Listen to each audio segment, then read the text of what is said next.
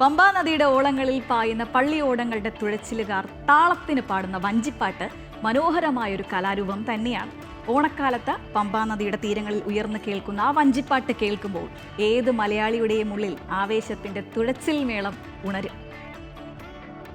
വള്ളംകളിയുടെ ആവേശത്തെ പാട്ടിൻ്റെ താളത്തിലേക്ക് ആവാഹിച്ച് പൈതൃകമായി കൈമാറി വന്ന വഞ്ചിപ്പാട്ട് പ്രസ്ഥാനത്തെ നെഞ്ചോട് ചേർത്ത് പിടിക്കുന്ന ഒരു വഞ്ചിപ്പാട്ട് കലാകാരനെ നമുക്ക് പരിചയപ്പെടാം.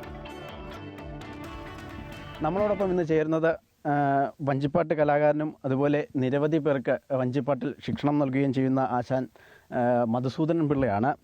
നമ്മൾ ആറന്മുളക്കാരുടെ ഒരു ജീവശ്വാസം തന്നെയാണ് ഈ വഞ്ചിപ്പാട്ടെന്ന് പറയുന്നത്, അല്ലേ? തീർച്ചയായിട്ടും. എങ്ങനെയാണ് ഈ ഒരു വഞ്ചിപ്പാട്ട് മേഖലയിലേക്ക് വരുന്നത്? ഞാൻ സ്കൂളിൽ പഠിക്കുന്ന സമയത്ത് നമുക്ക് ഈ കുചേലവൃത്തത്തിൽ നിന്ന് കുറേ ഭാഗങ്ങൾ പഠിക്കാനുണ്ടായിരുന്നു സ്കൂളിൽ. അപ്പോൾ അത് നമ്മുടെ ആശാന്മാരൊക്കെ തന്നെയായിരുന്നു അന്ന്. ഈ ഞങ്ങളുടെ ഒരു സാറ് തന്നെയാണ് ഈ വള്ളത്തെ പാടുന്നത്. അപ്പോൾ സാറ് പഠിപ്പിക്കാൻ വരുമ്പോഴത്തേനും നമ്മളിത് കാണാപ്പാടം പഠിച്ചു വെക്കും. എന്ന് വെച്ചാൽ നമ്മളെ കൂടെ വള്ളത്തെ കയറണം. കൊച്ചു പിള്ളേരൊന്നും വള്ളത്തെ കയറത്തില്ല. അന്ന് വള്ളം മുങ്ങുകയൊക്കെ ചെയ്യുമ്പോഴേ പ്രശ്നമുള്ള സമയമായതുകൊണ്ട് വള്ളത്തെ കയറത്തില്ല. അപ്പോൾ നമ്മളെ വള്ളത്തെ കയറ്റാൻ വേണ്ടി ഒരു അടവായിട്ടായി ഇതിനെ എടുത്ത് ആദ്യം ഇതൊന്ന് പഠിച്ചേ. അപ്പോൾ നമുക്കിത് അറിയാമെന്നുള്ള ഒരു ഇത് വരണമല്ലോ. 10 ലൈനേ ഉള്ളൂ, അത്രയും കാണാതെ പഠിച്ചു. അതുകൊണ്ട് ഇന്ന് 61ാമത്തെ വയസ്സിൽ ഇന്നും വള്ളത്തെ പാടുക. നമ്മളിവിടെ വഞ്ചിപ്പാട്ട് പാടാൻ രണ്ടുപേരും കൂടെ ഉണ്ട്. അപ്പോൾ നമുക്ക് ആദ്യം വഞ്ചിപ്പാട്ടിനെ പറ്റി പറയുമ്പോൾ ആദ്യം ഒരു വഞ്ചിപ്പാട്ടിൽ തന്നെ തുടങ്ങാം, അല്ലേ?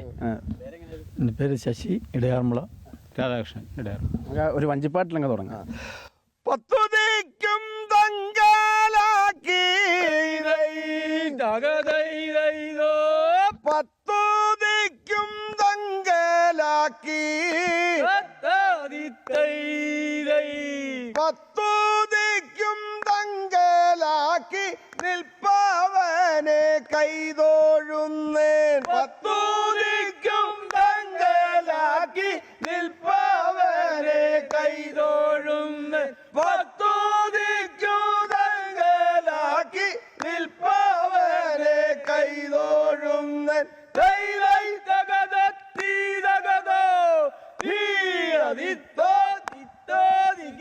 പാലാഴിയിൽ പള്ളി കൊള്ളൂ,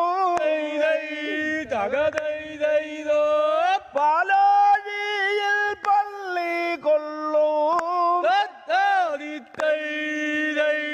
പാലാഴിയിൽ പള്ളി കൊള്ളും പത്മനാഭ കൈതൊഴുന്നേ.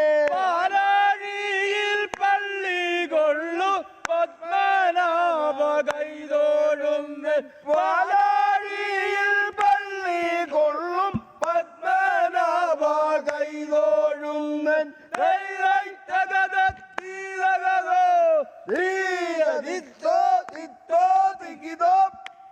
വഞ്ചിപ്പാട്ട് വള്ളസദ്യയിൽ എന്തായാലും ഒഴിച്ചുകൂടാത്ത ഒരു കാര്യമാണ്. അല്ല, അതെ. വള്ളസദ്യക്ക് മാത്രമെന്നല്ല, ഈ വഞ്ചിപ്പാട്ട് ഒഴിച്ചുകൂടാൻ പറ്റാത്ത ഒരു സാഹചര്യമാണ് ഇന്ന്. കലോത്സവങ്ങളിൽ പോലും ഇതൊരു മത്സര ഇനമാണ്. കൂടുതലും ഭഗവാനെ വർണ്ണിക്കുന്ന ഭാഗങ്ങളാണല്ലോ. അല്ല, എല്ലാം ഭഗവത് കഥകളാണ്, ഭഗവാന്റെ കഥകളാണ്. എല്ലാം ഒരുപാട് കഥകളുണ്ട്. അപ്പോൾ എല്ലാം ഭഗവാന്റെ കഥകൾ വഞ്ചിപ്പാട്ടായിട്ട് അവതരിപ്പിക്കുന്നുള്ളൂ. മത്സര വള്ളംകളി നമുക്കറിയാം, അതിൽ വഞ്ചിപ്പാട്ടൊരു പ്രധാന ഘടകമാണ്. അതുപോലെ മത്സര വള്ളംകളിയിൽ എങ്ങനെ ഇതിൻ്റെ വേർതിരിവ് എന്തെങ്കിലും? അല്ല, ഇവിടെ ആറന്മുളയെ സംബന്ധിച്ച് വേർതിരിവില്ല. കുട്ടനാടും ആറന്മുളയും കൂടെ വേർതിരിവുണ്ട്. കുട്ടനാടെന്ന് പറയുമ്പോഴൊരു ഒരു ഒരു ഒരു ഒരു കായിക വിനോദമാണ്. പക്ഷേ ഇവിടെ ഭക്തിക്കാണ് മുൻതൂക്കം. ആറന്മുളയെ സംബന്ധിച്ചോളം ഭക്തിസാന്ദ്രമായ ഒരു അന്തരീക്ഷത്തിലുള്ളതും ഭക്തിപരമായിട്ടുള്ള രീതിയിലാണ് വഞ്ചിപ്പാട്ട് കിടക്കുന്നത്. അർജുന സാരഥിയായി അർജുന സാരഥിയായി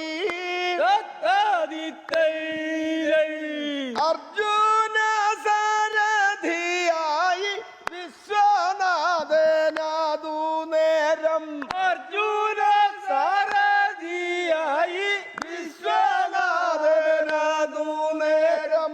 അർജുന സാരഥിയായി വിശ്വനാഥനാദു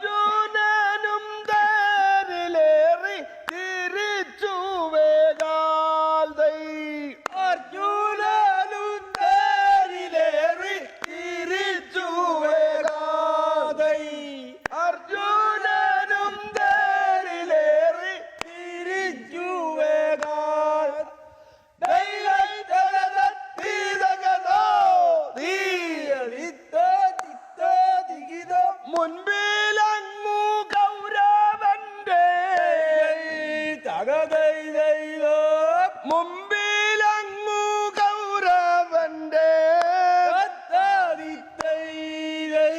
മുമ്പിലങ്ങു കൗരവന്റെ പടയും വന്നെതിരിട്ടു മുമ്പിലങ്ങു കൗരവന്റെ പടയും വന്നെതിരിട്ടു മുമ്പിലങ്ങു കൗരവന്റെ പടയും വന്നെതിരിട്ടു